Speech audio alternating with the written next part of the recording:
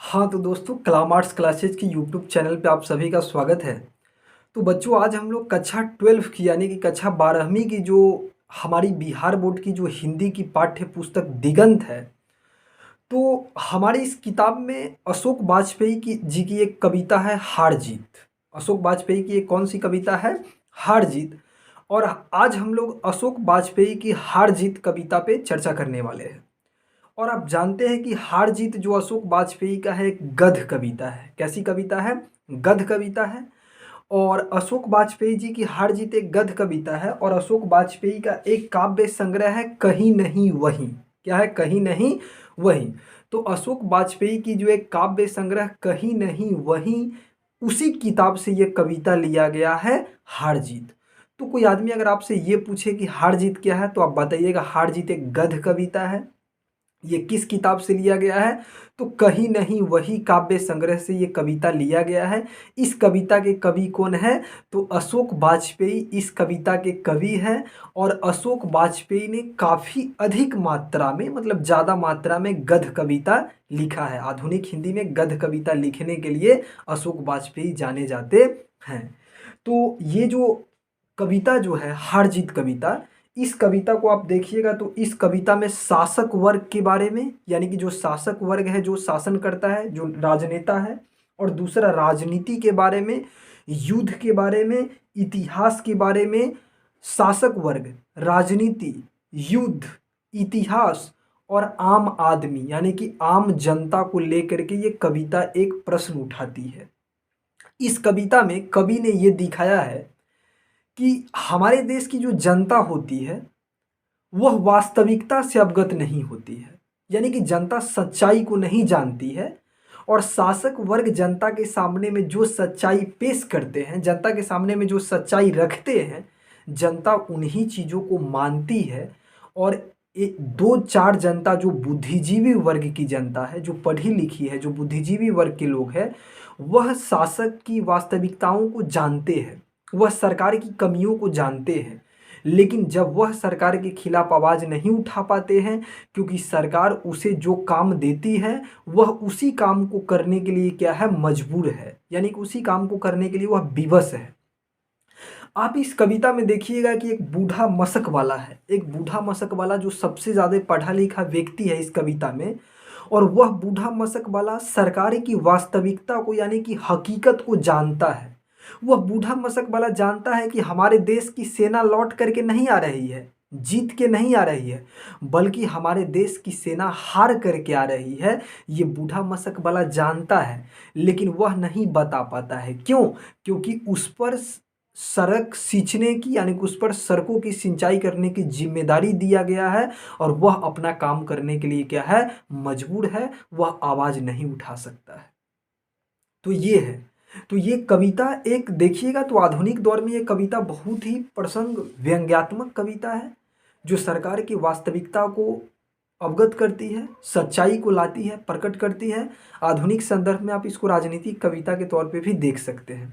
तो चलिए हार जीत कविता को मैं शुरू करता हूँ, और मुझे लगता है जैसा मैं आपको ये कविता पढ़ा दूंगा आपके दिमाग में छप जाएगी। तो देखिए हार जीत कविता में क्या है?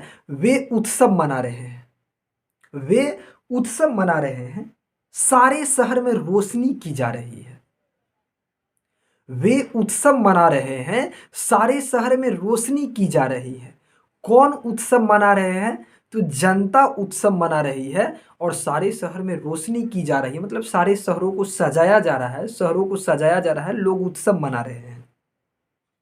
उन्हें बताया गया है कि उनकी सेना और रथ विजय प्राप्त कर लौट रहे हैं।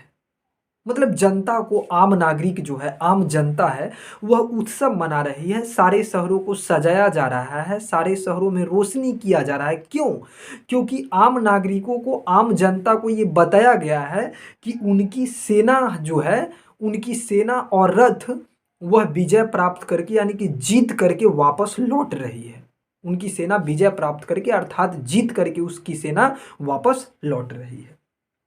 नागरिकों में से ज्यादातर को पता नहीं है कि किस युद्ध में उनकी सेना और शासक गए थे। देखिए अब यही बात है, जनता वैसे ही उत्सव मना रहे हैं, जनता को केवल ये बता दिया गया है कि उनकी सेना जीत करके वापस लौट रही है। इसी बात से जनता युद्ध मना मतलब उत्सव मना रहे हैं। लेकिन नागरिकों में से ज़्यादातर को ये भी पता नहीं है कि किस युद्ध में उनकी सेना और शासक गए थे। हमारे लोकतंत्र में ऐसा ही होता है, आम जनता को वास्तविकता पता नहीं होती है। सरकार जो बोल देती है जनता उसको मान लेती है। जैसे यहाँ पर सरकार बोल दी है कि हम जीत गए, तो जनता उत्सव मना रही है। और जनता को ये भी नहीं पता है कि किस मतलब हमारे देश की सेना जो है, जो युद्ध मतलब किस युद्ध में गए थे उनकी सेना, और किस युद्ध में उनकी शासक गए थे, युद्ध किसके साथ हुआ था, ये भी जनता को भली भांति पता नहीं है। युद्ध किस बात पर था? देखिए, आम नागरिकों को, आम जनता को तो ये भी नहीं पता है कि युद्ध किस बात पर था, यानी कि किस बात को लेकर के युद्ध हो रही थी। युद्ध किस बात पर था? यह भी नहीं कि शत्रु कौन था, पर वे विजय पर्व मनाने की तैयारी में व्यस्त है। जनता को, आम नागरिक को यह भी नहीं पता था कि शत्रु कौन था, यानी कि किस देश के साथ हमारी सेना लड़ रही थी, कौन देश हमारा शत्रु था, कौन हमारा दुश्मन था। जनता को ये पता नहीं है। लेकिन फिर भी जनता में से क्या है, ज़्यादातर जनता जो है, जो क्या है, यानी कि वह विजय पर्व मनाने की तैयारी में व्यस्त है। विजय पर्व मतलब जीत का जश्न। सरकार केवल बता दी है कि हम जीत रहे हैं, जनता को पता नहीं है कि किस देश से युद्ध हो रहा था, सेना कहाँ गई थी लड़ने, शासक कहाँ गए थे लड़ने, किस बात को लेके युद्ध हो रहा था, हमारा शत्रु कौन है, ये सब जनता को कुछ नहीं पता है। और जनता विजय पर्व मनाने की तैयारी में व्यस्त है, क्योंकि उन्हें बता दिया गया है केवल एक बात कि हमारे देश की सेना युद्ध को जीत करके लौट रही है। उन्हें सिर्फ इतना पता है कि उनकी विजय हुई है। मतलब नागरिकों को, जनता को सिर्फ इतना पता है कि उनकी विजय हुई है, अर्थात उनकी जीत हुई है। किसके द्वारा यह बताया गया है? शासक के द्वारा बताया गया है, नेता राजनेता के द्वारा बताया गया है, देश के शासक के द्वारा। सिर्फ जनता को इतना पता है कि उनकी विजय हुई है। उनकी सियासत क्या है यह भी स्पष्ट नहीं है। देखिए, उनकी विजय हुई है मतलब किन की? जनता को केवल ये बताया गया है कि उनकी विजय हुई है। यहाँ पर उनकी का दो अर्थ हो सकता है कि या तो जनता जिसके साथ युद्ध करने गई होगी उस शत्रु पक्ष की जीत हुई होगी, या हमारी जीत हुई होगी। लेकिन यहाँ पर है कि उनकी विजय हुई है, मतलब जनता को यहाँ भी किस में रखा जा रहा है? गुमराह किया जा रहा है। उसको वास्तविकता नहीं बताया जा रहा है, आधा सच उसको बताया जा रहा है। उनकी विजय हुई, अरे भाई उनकी मतलब किसकी? शत्रु पक्ष जीता है या हम जीते हैं? बताओ तो सही। तो जनता को केवल इतना बताया गया है कि उनकी विजय हुई है, उनकी विजय हुई है। उनकी सियासत क्या है यह भी स्पष्ट नहीं है कि किसकी विजय हुई, सेना की विजय हुई कि शासक की विजय हुई कि नागरिक की विजय हुई। उनकी से कौन कौन जीता? सेना जीता, शासक जीता या नागरिक जीता? नागरिक की किसी के पास पूछने का अवकाश नहीं है। लेखक बोलते हैं, कवि अशोक वाजपेयी, कि किसी के पास पूछने का अवकाश नहीं है। बात सही है। लोकतंत्र में कोई सरकार से ये नहीं जाता है पूछने कि आपने कितना काम किया, कितना काम नहीं किया। सब अपने रोजी रोटी में व्यस्त है। सब बोलता है जब उसको फिक्र नहीं है तो मुझे क्या फिक्र होगी। हम कहला जाए सरकार के काम में माथापेची करने, है ना। जब भ्रष्टाचार जम रहा है तो हम कहला आवाज़ उठाए, जब वो आवाज़ नहीं उठाता है तो हम कहा जाए खोजने। तो वही है कि मतलब उनकी सियासत क्या है यह भी स्पष्ट नहीं है। किसकी विजय हुई, सेना की कि शासक की कि नागरिक की, किसी के पास पूछने का अवकाश नहीं है। नागरिक को नहीं पता है कि कितने सैनिक गए थे और कितने विजयी वापस आ रहे हैं। मतलब आम जनता को यह भी नहीं पता है कि हमारे देश की कितने सैनिक लड़ने के लिए गए थे और कितने सैनिक लड़ करके क्या कर रहे हैं, वापस आ रहे हैं।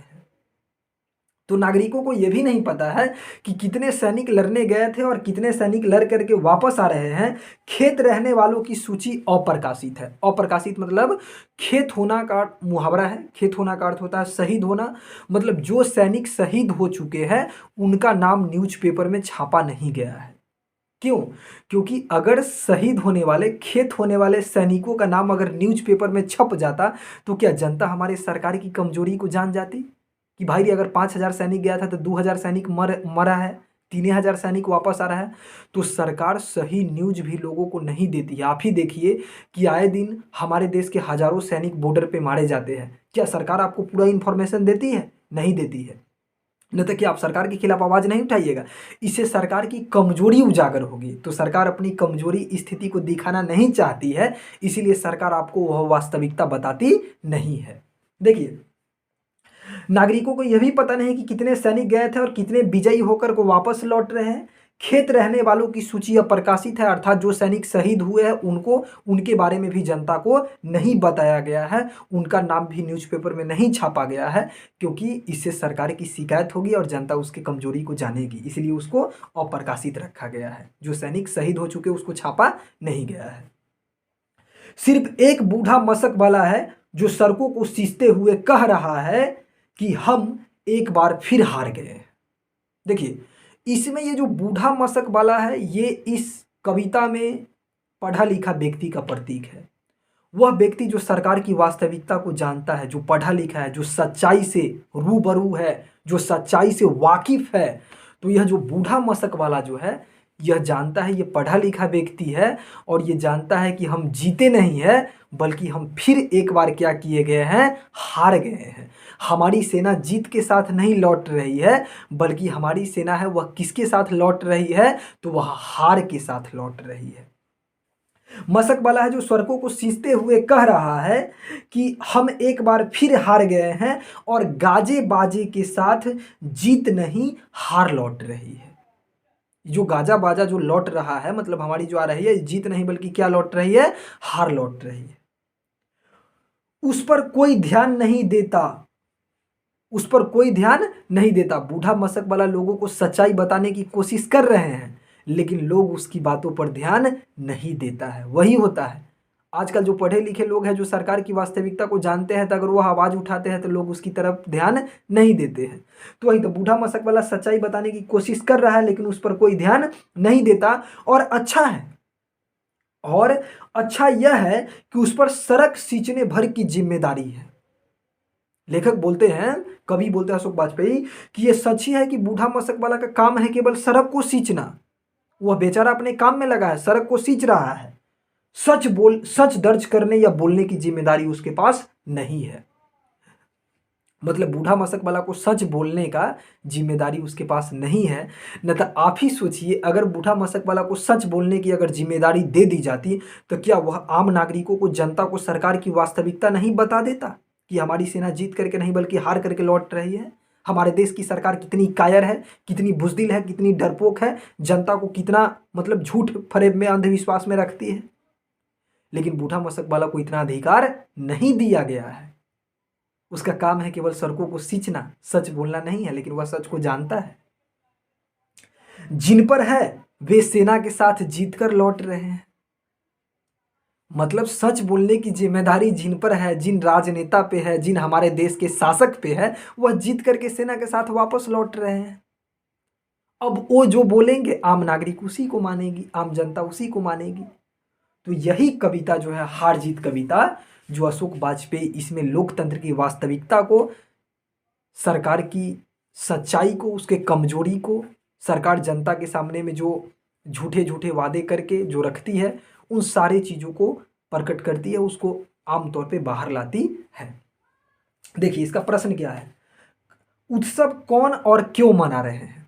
अरे भाई, उत्सव जो है, उत्सव जनता मना रही है। उत्सव जनता यानी कि आम नागरिक उत्सव मना रहे हैं, और इसीलिए मना रहे हैं क्योंकि उन्हें ये बताया गया है कि उनकी सेना क्या है, उनकी सेना और रथ दोनों जीत करके वापस लौट रही है। इसीलिए जनता क्या है, उत्सव मना रही है। नागरिक क्यों व्यस्त है, उनकी व्यस्तता क्यों जायज़ है? तो नागरिक अपनी रोजी रोटी कमाने में व्यस्त है, और ये व्यस्तता उनकी जायज़ है। अगर वो अपनी रोजी रोटी कमाने पर ध्यान न दे तो उनका पेट कैसे पलेगा, है ना। और इसी कारण उसकी व्यस्तता जायज़ नहीं है। वह अपनी रोजी रोटी कमाने के चक्कर में सरकार की जो गलती है, जो वास्तविकता है, उसको भी लोगों के सामने प्रकट नहीं कर पाती है।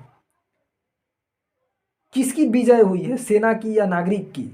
कभी ने यह प्रश्न क्यों उठाया है, विजय किन की हुई है, आप क्या सोचते हैं? तो देखिए, मैं आपको बताता हूँ, विजय ना हमारे देश की सेना की हुई है, न हमारे देश की नागरिक की हुई है, न हमारे देश की शासक की विजय हुई है, बल्कि जीत हुई है शत्रु पक्ष की। जीत हुई है शत्रु पक्ष की, यानी कि जिनसे हम युद्ध करने गए थे वह पक्ष क्या है, यानी कि जीता है, यानी कि जीत उस शत्रु पक्ष की ही हुई है। तो जीत किसकी हुई है आपसे पूछा जाएगा तो आप क्या बताएंगे, जीत हुई है यानी कि शत्रु पक्ष की। देखिए अब आगे कि बूढ़ा मशक वाला क्या कहता है और क्यों कहता है। वो अरे बूढ़ा मशक वाला वास्तविकता को जानता है, वह पढ़ा लिखा व्यक्ति है, वह सरकार की चापलूसी को जानता है और वह बोलता है लोगों को कि हम जीत करके नहीं, हम एक बार फिर हार गए हैं और जीत के साथ नहीं बल्कि हमारी सेना और रथ हार के साथ वापस लौट रही है। देखिए अब आगे है कि बूढ़ा मशक वाला किस जिम्मेदारी से मुक्त है। तो मैं अभी आपको बताया हूं कि बूढ़ा मशक वाला सच बोलने की जिम्मेदारी से मुक्त है। अगर उनको बता देता कि अगर मतलब सच बोलने की जिम्मेदारी दे देता तब तो सरकार की वास्तविकता को बता ही देता, है ना। तो यही रहा और मुझे उम्मीद है कि आपको यह कविता समझ में आ गई होगी। बच्चों समय की व्यस्तता के कारण मैं वीडियो नहीं डाल पाता हूँ, लेकिन मैं आपको बता दूं कि जब समय मिलेगी तो मैं आपको अच्छी अच्छी वीडियो ला करके दूंगा और मैं कोशिश करूंगा कि क्लास 12 की पूरी कविता को फ्री ऑफ कॉस्ट पूरे यूट्यूब पे डाल दूं। मेरा एक ही उद्देश्य है कि हर बच्चा पढ़े और अच्छा बने। आप अपनी ताकत को पहचानिए, आप एक अच्छे स्टूडेंट हैं, आप मेहनत कीजिए, है ना, और अपनी मेहनत के द्वारा अपना भविष्य खुद लिखने की कोशिश कीजिए। तो यही बेस्ट ऑफ लक, आप मेहनत करते रहे और आगे बढ़ते रहे। जी धन्यवाद।